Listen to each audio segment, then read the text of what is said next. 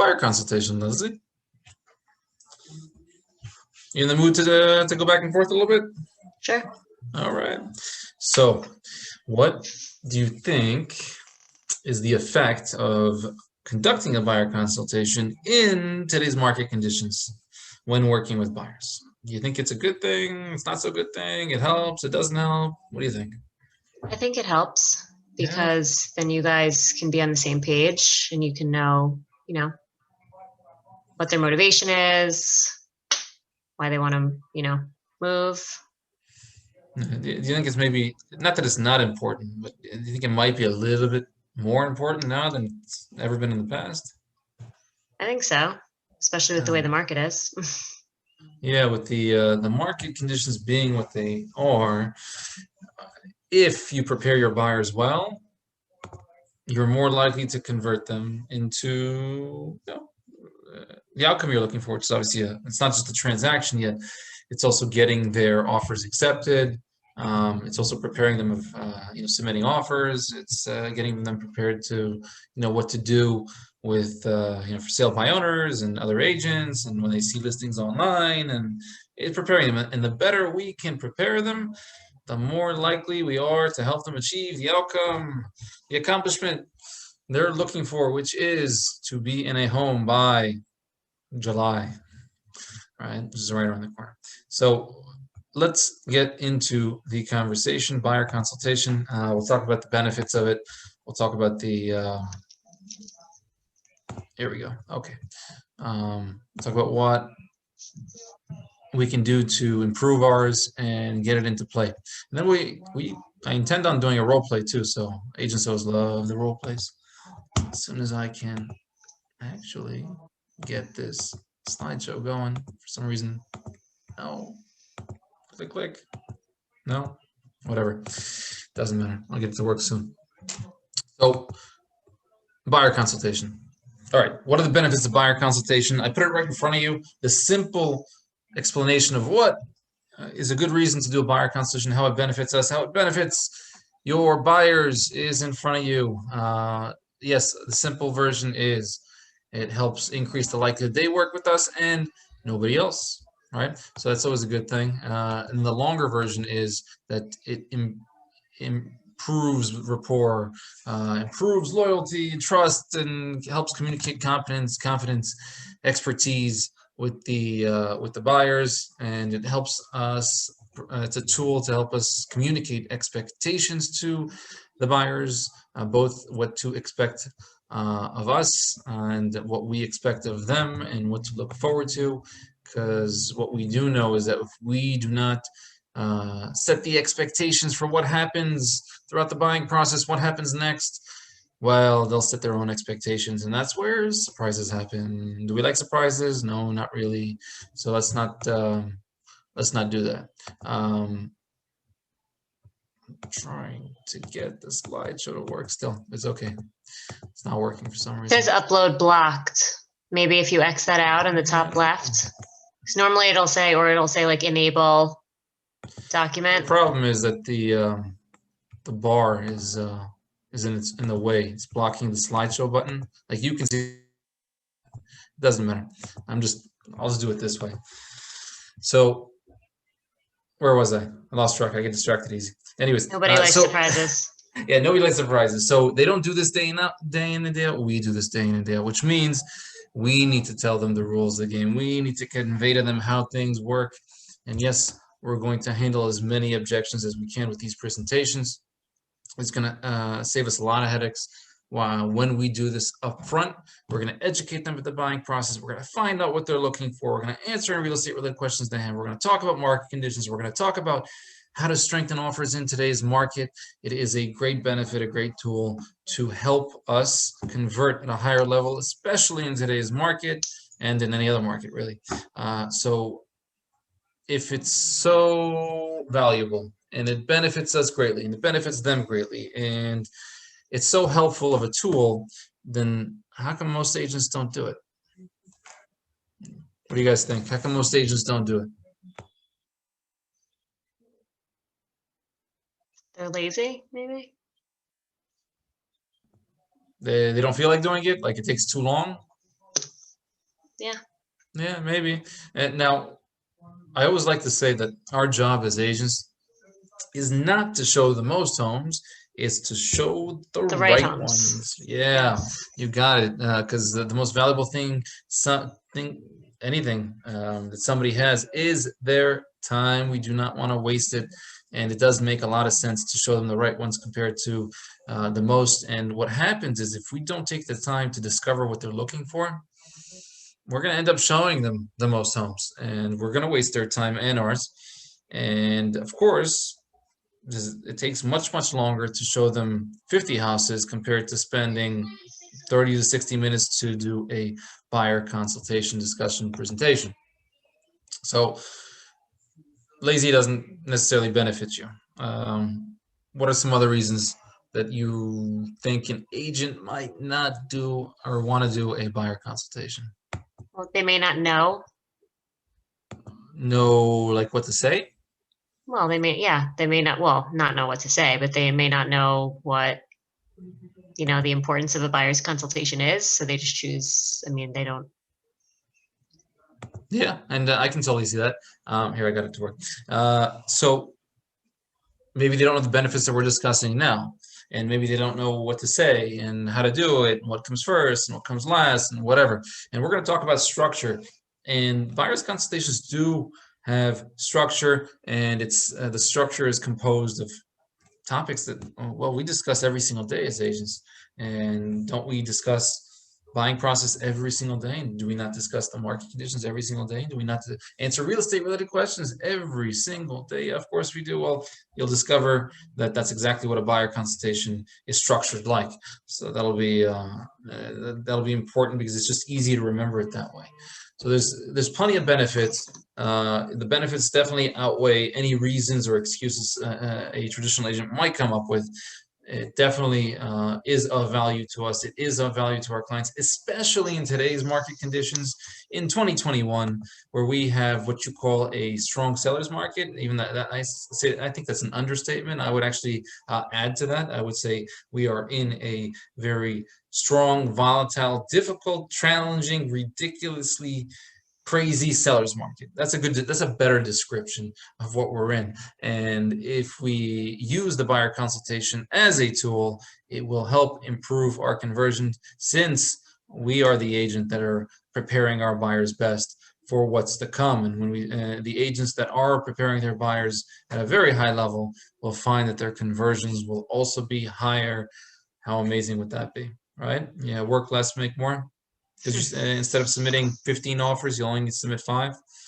I don't meet any agents that do perfect. I haven't met an agent yet that says I submitted 10 offers and got 10 accepted offers. It doesn't happen in today's market because obviously we don't have control over everything, especially other buyers. So we went over the benefits. We went over the what's preventing your traditional agent. What I need you guys to know is that there's no right or wrong way to do this, right? So there's plenty of agents that they might use a slideshow. Some of you have seen my slideshow in the past. You'll see it again when we do the role play in a few minutes. There's some agents that don't use any visuals. There's some agents that speak more. There's some agents that just go use the questionnaire, go one by one. Some agents will talk about market conditions first and then do the needs analysis at the end, and vice versa. And there's all kinds of different ways to do it. Whatever works best for you, that's what you do, right? So if you want to take your home buyer's guide and go page by page, that's fine. Do that. Whatever works for you, you do that. Just do it. Just have this type level conversation with your clients. It will benefit you. It will improve your conversion. Any questions so far? Comments, thoughts, issues? Awesome. In between each slide, I'm going to stop and I'm going to ask if you guys have any questions. It could be unrelated to buyer consultations. Ultimately, everything connects to everything. So, if we're talking about multiple offers, it connects to buyer consultations. And if we're talking about market conditions, it connects to multiple offers. And if we're talking about buyer consultations, it will connect to handling objections. So they all connect to some degree with each other. So if you have any questions about anything, just stop me, and I'll go from there. Okay. All right. Go next. Here we go. when we're talking today's market conditions and we're talking buyer consultations, value proposition is really important. And now, what makes it so important? Well, simple question. What does it cost to hire a buyer's agent in the state of New Jersey? Do you guys know? Nothing. $0, really? $0 for the so for the same price of $0, you can choose to hire an expert or an amateur. You can choose to hire an agent that provides you value or an agent that doesn't. Which one would you prefer? Now, if the choice is between an agent that provides value and an agent that doesn't, what's preventing a buyer from choosing one that does? It only makes sense. The more value you provide, the more likely you are to convert a lead, a prospect, a contact into a client. It makes sense to know your value proposition, know how to communicate it, because the agent that has the ability to do that will also have an improved conversion from lead to meeting, from meeting, and so on and so forth. So now what I found is that the agents know their value proposition, yet the biggest challenge an agent has is in the communication of their value. That's the challenge. That's the difficulty an agent has. And there's an easy way to I'll give you guys an example. If I asked the question, obviously you don't have to answer it, just answer it in your head. Ask the question, why should I hire you?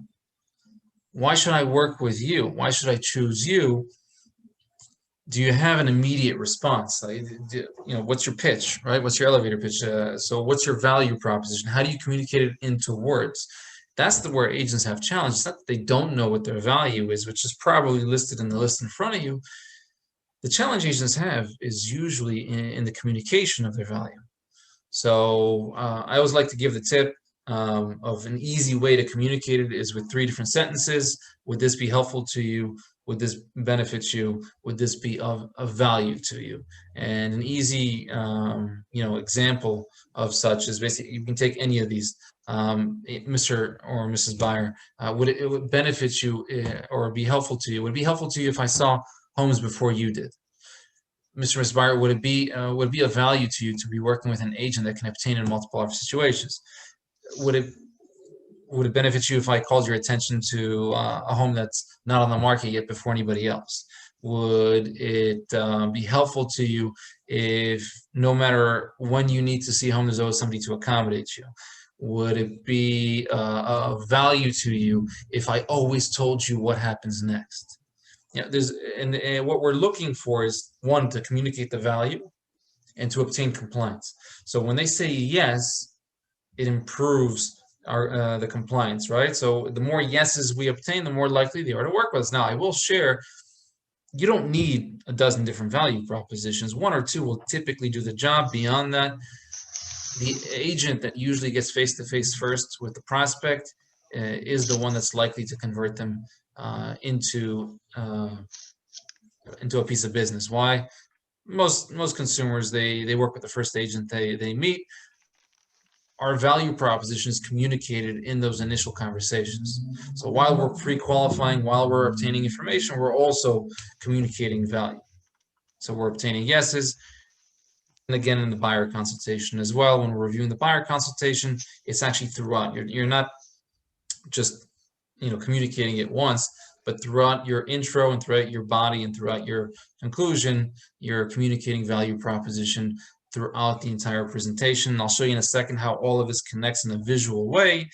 A lot of these values that are listed here, they cover the majority of what buyer's agents today can provide their clients. So expertise and knowledge, previewing homes, obtaining in multiple offer situations, over-communicating, negotiation skills, accommodation, vendor networks, off-market homes preparation guides, understanding the local market. They're all of value to clients. How you communicate it, that's the important part. So that's also why I provide the tip. We have to know how to communicate it so that we can convert them on a higher level. Any questions about anything I said up until now?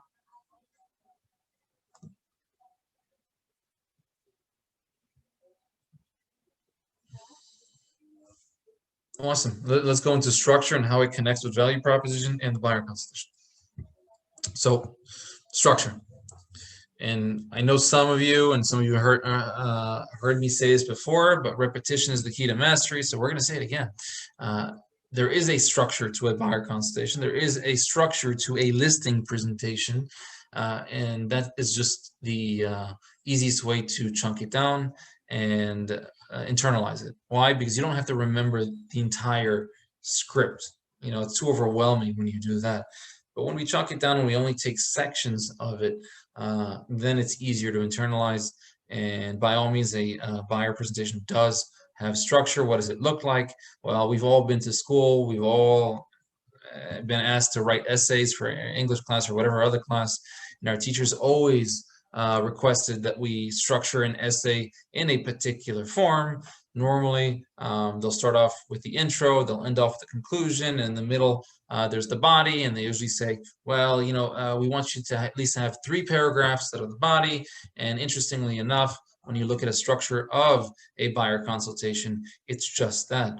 It's the intro, and it's tell me about yourself, and it's the close where it's hire me, work with me, and then there's the body. Now, the body is where people get tripped up over because they don't know what to say. You know, tell me a little bit more about yourself.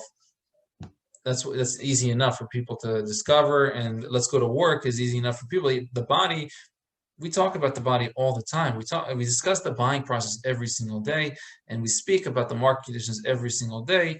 And the needs analysis is discovering what they're looking for. And if we do a really good job of covering this material, these topics during our buyer consultation, which any of us can do, whether you're a new agent or veteran, then you have an increased likelihood they'll work with us and nobody else. Why? Because when they walk out of that meeting, they'll think, I don't want to work with anybody else other than this agent. So the majority of agents are just not having these type of conversations with their clients, and their clients are kind of, you know, go with the flow, randomly, just, you know, walking down a path, an unknown path, and it's not really fun. So the more they know, the more we educate them, the more information we provide them, the more comfortable they feel. And really, isn't that the type of buyer that we want? We want a comfortable, confident buyer. So it's an easy conversation to have. You just have to kind of figure out how you want to present it. And there's plenty of different ways to present it. And I'll show you my visual slideshow when we do the role play right now. Any questions about anything I said so far?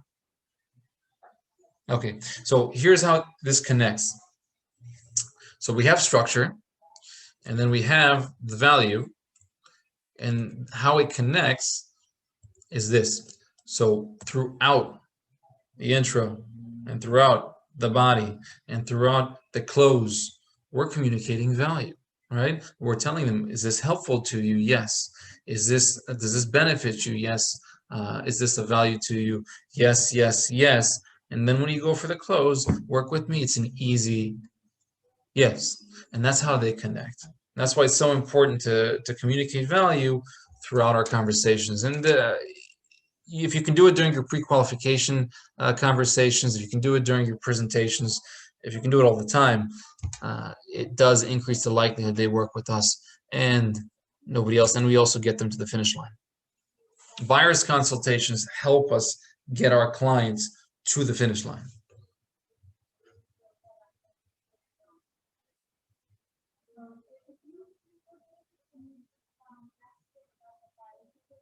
Any questions so far? Okay, awesome. So let's go into the role play. Agents love role plays. They especially like it when somebody else does it. So we're going to do it so you guys can watch it as well as anybody else watching on Facebook or the recording later on. I need a volunteer. Who wants to be, in this case, Miss Buyer? I'll do it.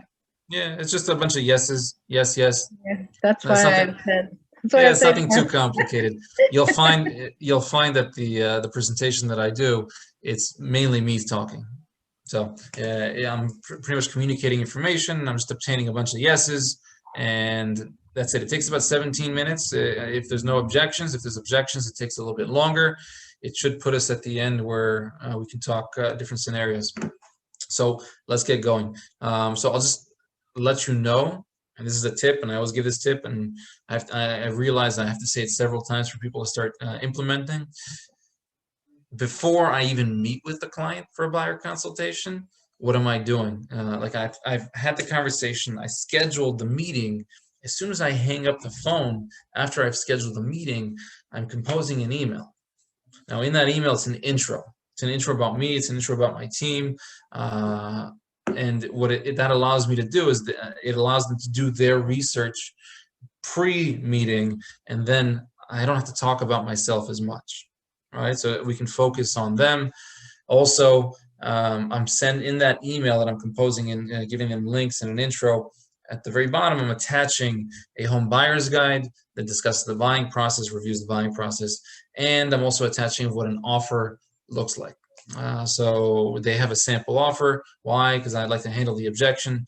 Your traditional agent is not providing a sample offer in advance. The majority of traditional agents, they present that document for the first time when a client is ready to submit an offer.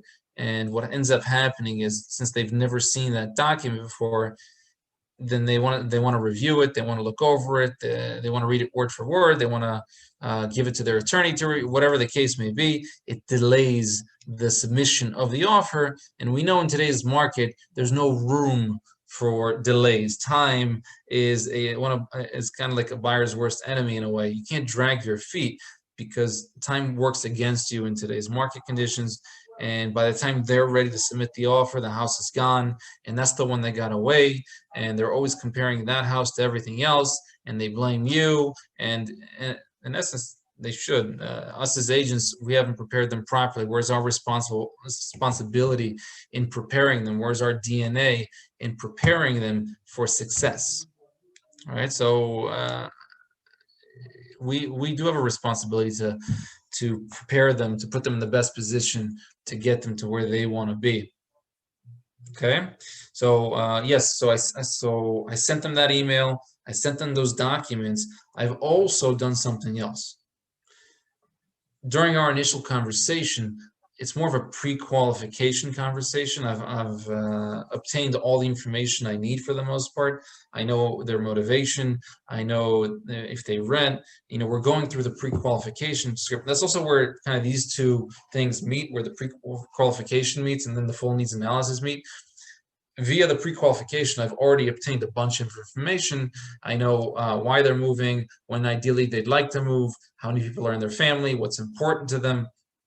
You know, have they obtained a pre-approval letter? How long they've been looking? What areas? So I already know all that information before I even meet with them on a buyer consultation. Typically, usually. So when we arrive at the buyer consultation, it's more of a recap. It's not a full-on needs analysis. Now, another thing about needs analysis, when we get to that portion of a buyer consultation, I'll have you guys know that it differs depending on the product. So if let's just say they're looking for I don't know, let's just say a $1.7 million home, and this particular area they're looking in, it's more of a buyer's market than a seller's market. There's a wealth of inventory. You're going to spend a little bit longer on their needs analysis because they're non-negotiables, that what's important to them, they can make a longer list. Now, if they're looking at 400,000, where it flies off the shelf, so to speak, in 2 seconds flat, and there's no inventory, and you have what's called a supply and demand issue, they can't be too picky. So your needs analysis is going to be a lot shorter. Their most important, their must-haves, is going to be limited to 1 or 2. You can't really do more than that, or else you're not buying a home. Oh, you want a fence for your dog and a finished basement? That's it. Like, that's what you get. You can't pick anything else. So if you have too many demands, too many special requests, you're not buying a house. Especially if you limit it to a particular area, because every area is limited on inventory. So if you're expanding your options via that strategy, it helps a little bit, yet you still can't be too picky since inventory is low collectively anyway.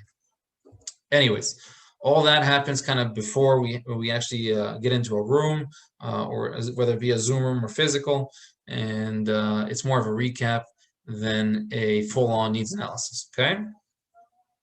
I already forgot who my volunteer was. I'm sorry. Who was the Harleen? Okay, great. Harleen. I think you were my volunteer once before. It's okay. We'll do it again. Anyone All else right. wants to do it? Yeah, it's Sure. I'm okay. happy to Listen, do it also. Doesn't matter. it's easy enough. It's just a bunch of yeses. So it's okay. So it'll take about 15, 17 minutes.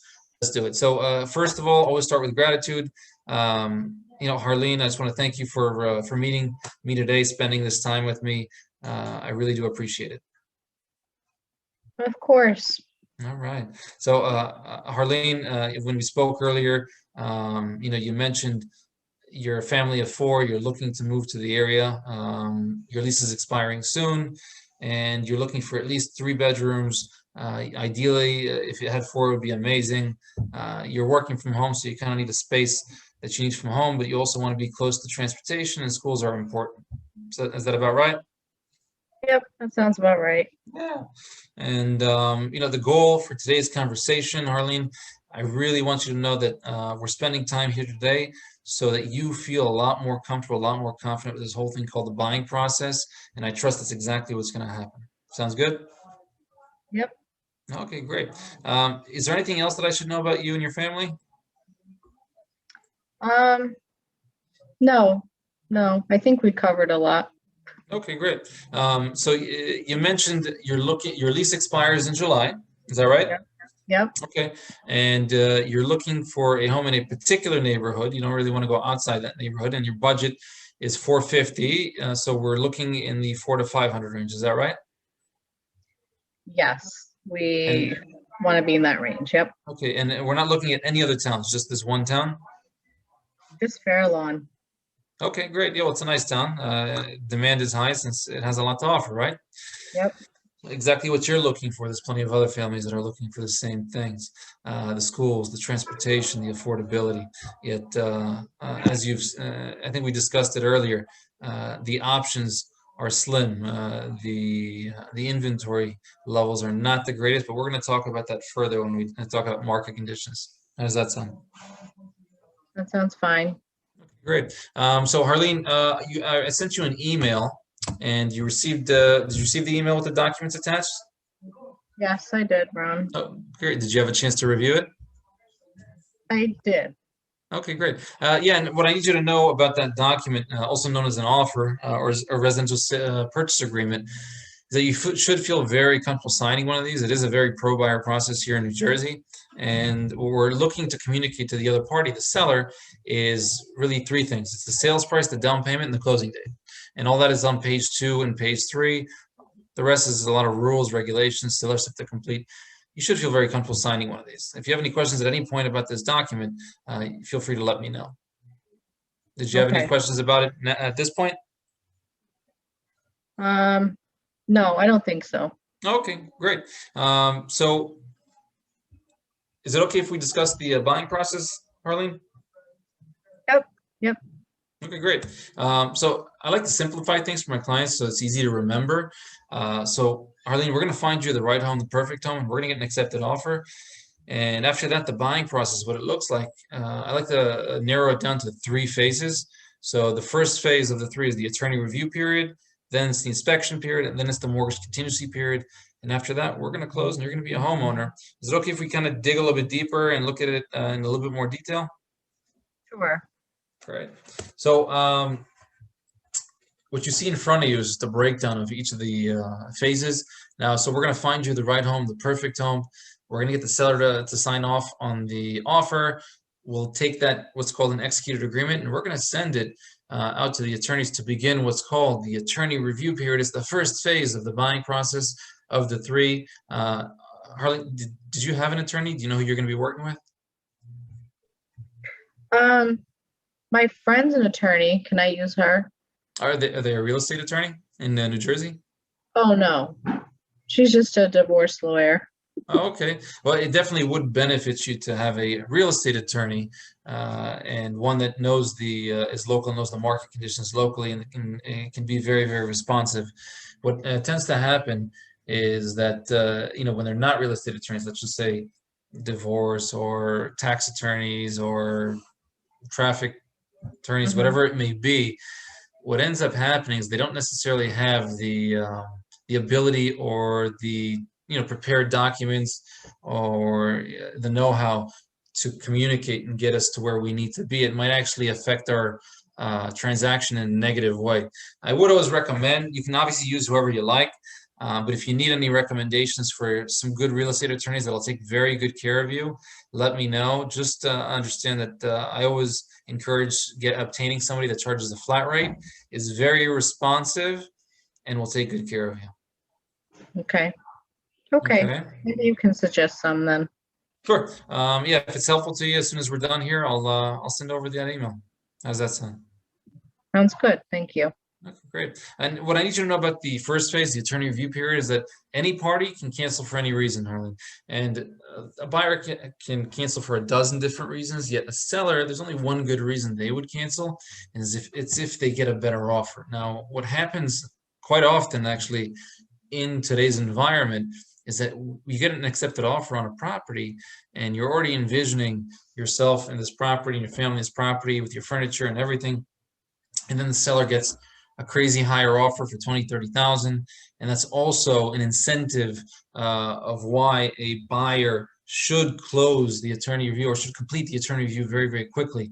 Now, the attorney review, it's so that both parties, the buyer and the seller, come to agreement on all terms and conditions. The quicker we can do that, the quicker we can get you under contract. Because once we complete attorney review, you are considered to be under contract. At that point, the seller can't cancel, yet the buyer can. Like I said, it's a very pro-buyer process in New Jersey. We're going to cover why that is so, but I want to finish explaining what needs to be done in attorney review now. During attorney review, how we come to agreement, the attorneys are going to draft these legal documents called riders. In those riders, there's going to be a lot of clauses in there, and that's for your protection. And we're going to come to agreement on all those terms and conditions via those clauses in those riders. And once we do that, yes, attorney review will be completed. We're going to enter the second phase. The second phase is known, I call it the inspection period. During the inspection period, it's kind of self-explanatory. We're going to get a home inspector. They're going to conduct a home inspection. We're going to get a home inspection report. And at that point, you and me, we're going to review that report, and we're going to create a short list of items that are of concern, and we're going to request the seller address. We're going to give it to your attorney. They'll respond by saying, yes, I'll fix it. No, I won't fix it. I'll give you a credit, or just a plain no to each of the items that you listed. We'll come to agreement. By all means, we're looking to negotiate and come to agreement. And the outcome we are looking for is definitely to get you to the closing table in this home. And let's just say the follow-up question I always get at this point is, well, what if we can't? And the answer to that is, well, if buyer and seller can't come to agreement on inspection items, buyer can cancel without penalty. Again, it's part of the process of it being a pro-buyer process. Now, that's not necessarily what we're looking for yet. That is a protection that you have. It's called the inspection contingency.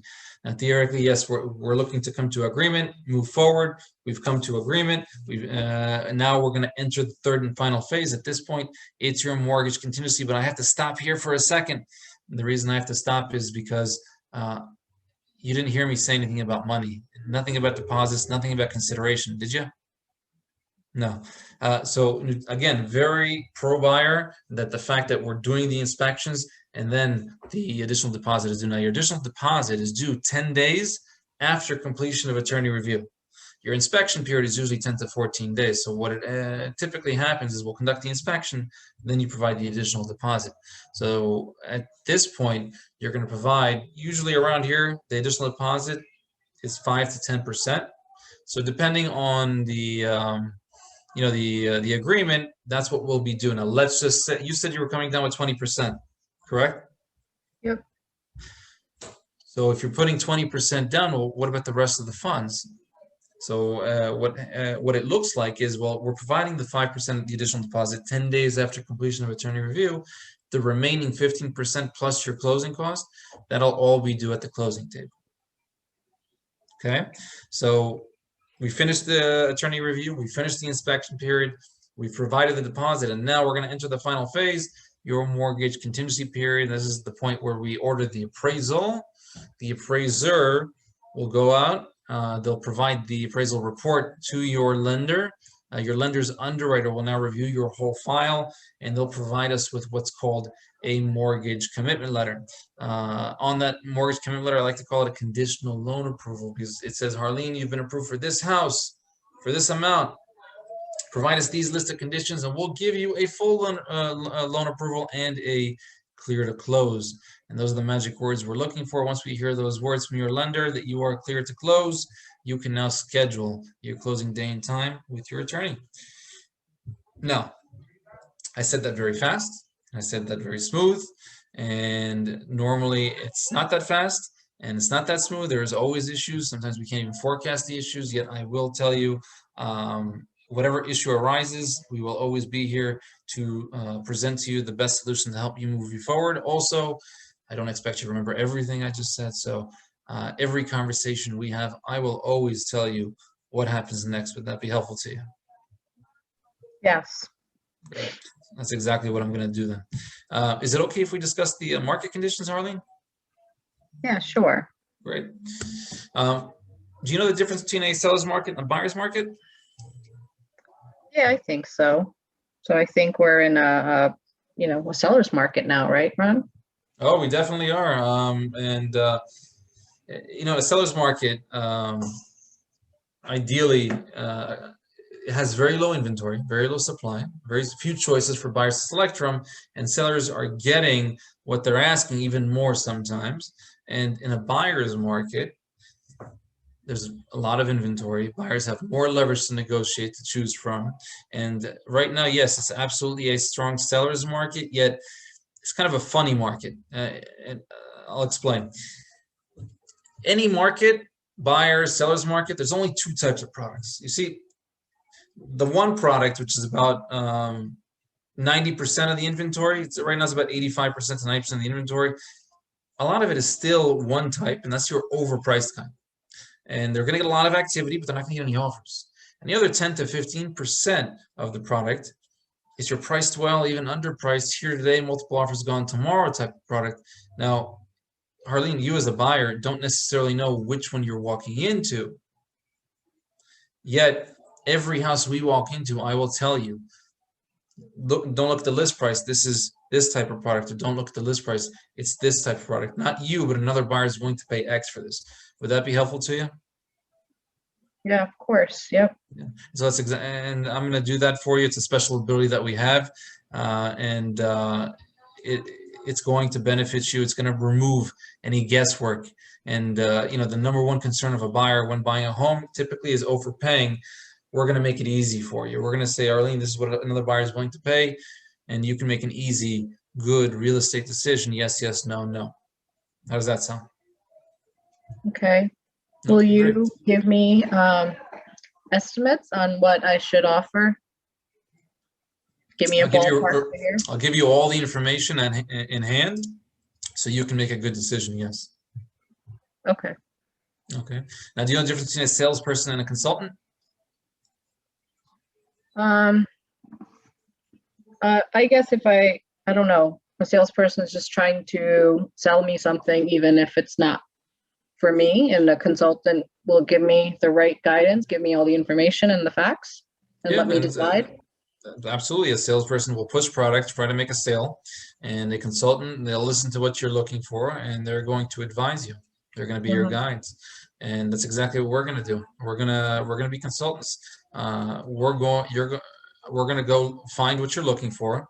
We will advise you to what strategies to best move forward with, so you can make an easy decision. I use the analogy where you're the driver and we're the navigation system. And you know what? If you choose a different path, that's okay. We'll reroute and we'll take it. The ultimate outcome is you're going to arrive at the destination you're looking for, which is a home that you're going to enjoy for many years to come. Sounds good? Sounds good. All right. So is it okay if we talk about for sale by owners and open houses?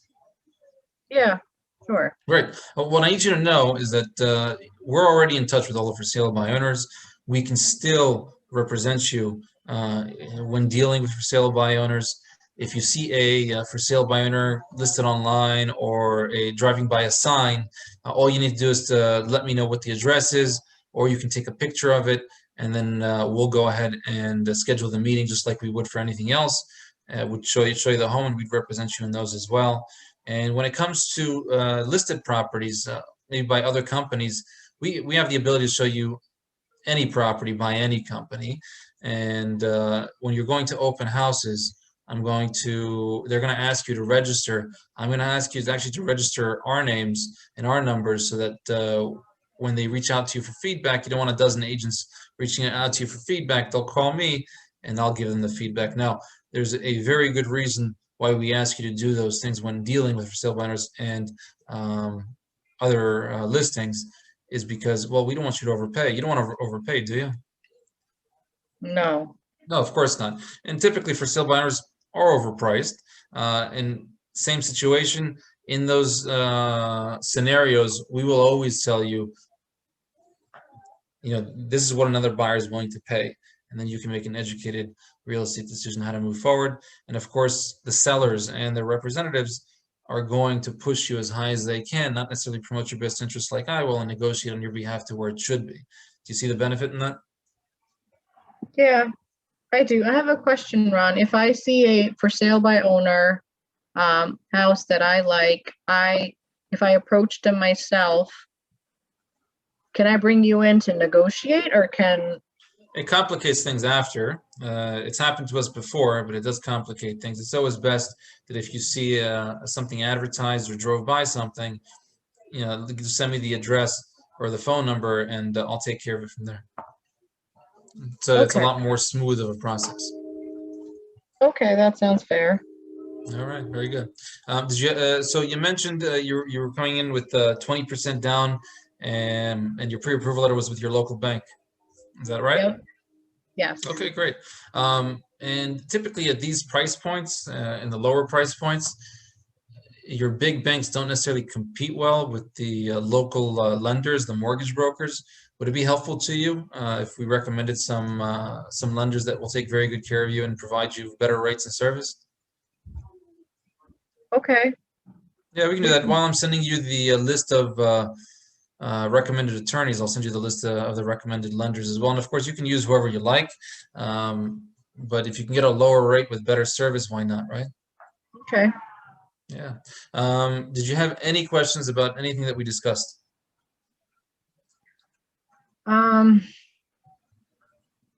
No, I'm just concerned because I know that we're in a popular town, we're in a popular price point. What are my chances of being like outbid? It's very likely. It just depends on the scenario. It's always case by case. I will tell you that in the particular niche that you're looking, in the town that you're looking, the average client has to submit 5 offers to get 1. So know that you don't necessarily obtain every single time you submit an offer. It just depends how competitive you're willing to be, and as well as what you're up against. So sometimes somebody's just willing to pay more than our max. We can't go higher, and that's okay. And then sometimes we're going well above asking, and we're strengthening our offer to the best of our ability, and yet somebody is willing to pay more and do more. And sometimes it gets so crazy that we're going to look at each other and we're just going to say, let's go next. This is too crazy. So it does happen often. Yet I will share with you that ultimately, yeah, all of our clients are able to obtain homes. Yet we got to put the work in. Okay.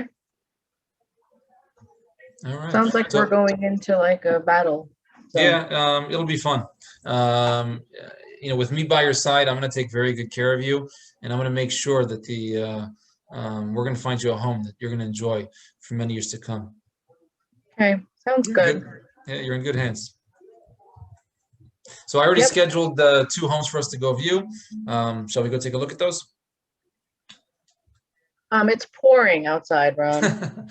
Yeah, well, I show homes in state of emergencies. So if you're available, we're going to go take a look at it. Okay, sounds good. Sounds good. Let's go get you a home. Yay. Yay.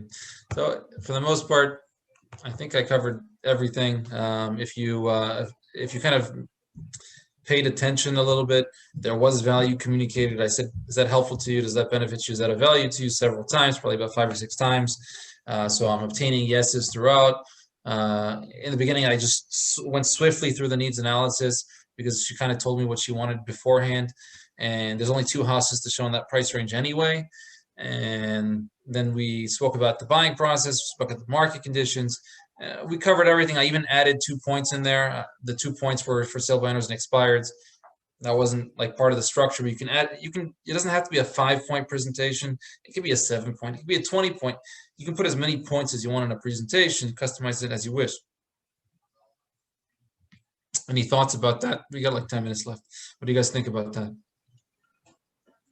I think if we could get a recording of what you just did and then just stick it on the table when we go meet our client, because that would be golden. I think that we'll just let you talk, because I feel like if you're explaining everything, they're not going to really pause and have questions, because I feel like you hit everything.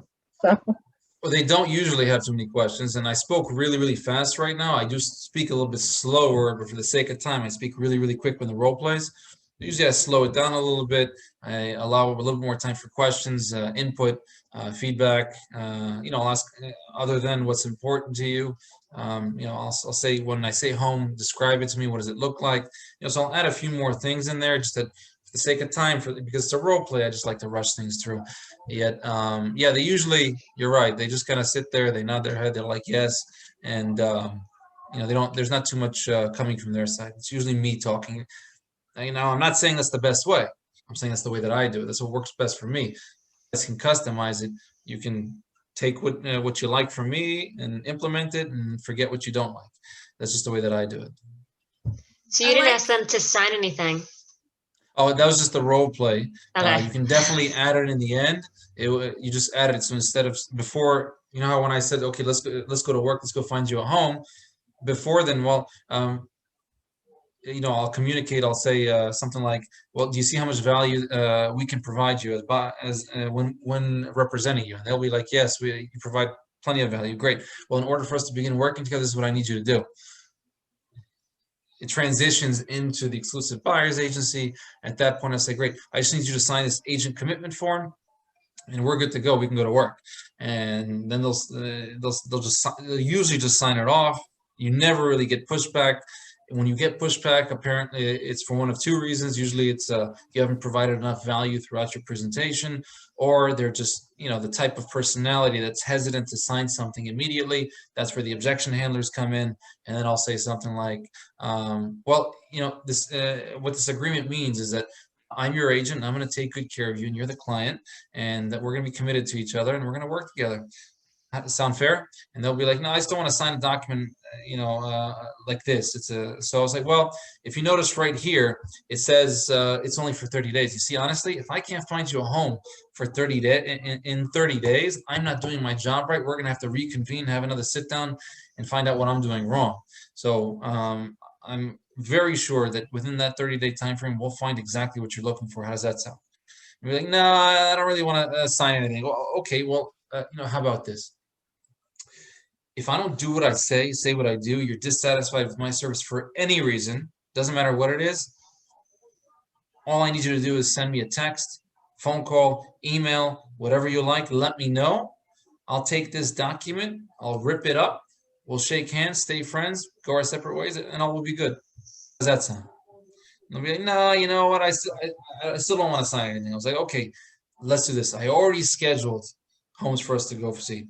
Let's call it a trial run. Let's go see those homes. If you like what you see, we'll go ahead and sign this document then." How does that sound? Sound fair? They'll be like, "Yeah, okay." I never get that far. You have to, usually they just sign and you go to work. The majority of agents, they have the ability to get it signed. The one reason they don't is because they don't ask for it. When buyers were surveyed, there was a large-scale survey done, I think it was by Weichert, as to why they asked buyers. One of the questions was, "Well, what prevented you from, signing an exclusive buyer's agency?" The number one response was because they didn't ask. All you have to do is ask. The majority of them do sign. And when you get pushback, then you handle the objection. Now, what happens? What's the worst case scenario? What's the worst thing that can happen? They don't sign it. They say no. They don't sign it. Then what? You're gonna go show them those 2 homes Yeah. anyway? Yeah, you'll probably go show them those 2 homes I would, anyway. It's not gonna change anything that you do. Now you can say this is a standard of my business, it's a business policy, it's an office policy, whatever you want. Ultimately, you get to choose how you run your business. What I found was that agents are going to do what they do anyway, whether they ask or not. It actually looks the same. It looks identical whether they ask or not. So you might as well ask. It doesn't cost anything. Okay. I have a What else? question. Any last thoughts, comments, I have a opinions? question. Yeah, go ahead. You said you send information to the buyer before the buyer consultation. What exactly is that? How is it different from the consultation? It's a home buyer's guide. I call it a home Okay. buyer's guide. Actually, many agents use it as the buyer consultation. They'll go page by page. And so when they'll speak about this page and this page, and they actually use it as a buyer consultation, which is fine too. I just call it a home buyer's guide. It's for me, it's an item of value. So I'm attaching it to the email. I'm also giving them a hard copy when I see them. The majority of people don't actually go through it unless they're very detail oriented, like they're an accountant, engineer, a chemist, physicist, something. And you know, the majority just don't even go through it. It's just an item of value is something that I'm physically just giving to them. Okay. Do you ever get, if you're going through the pre-qualification questions with them and you're getting all the information and you're, talking to them, do you ever get pushback from coming over and doing a buyer's consultation? If they say, why do you need to come over if you're, I just gave you all the information you need and I want to work with you. It's possible that they don't necessarily want to meet in an office or someplace else.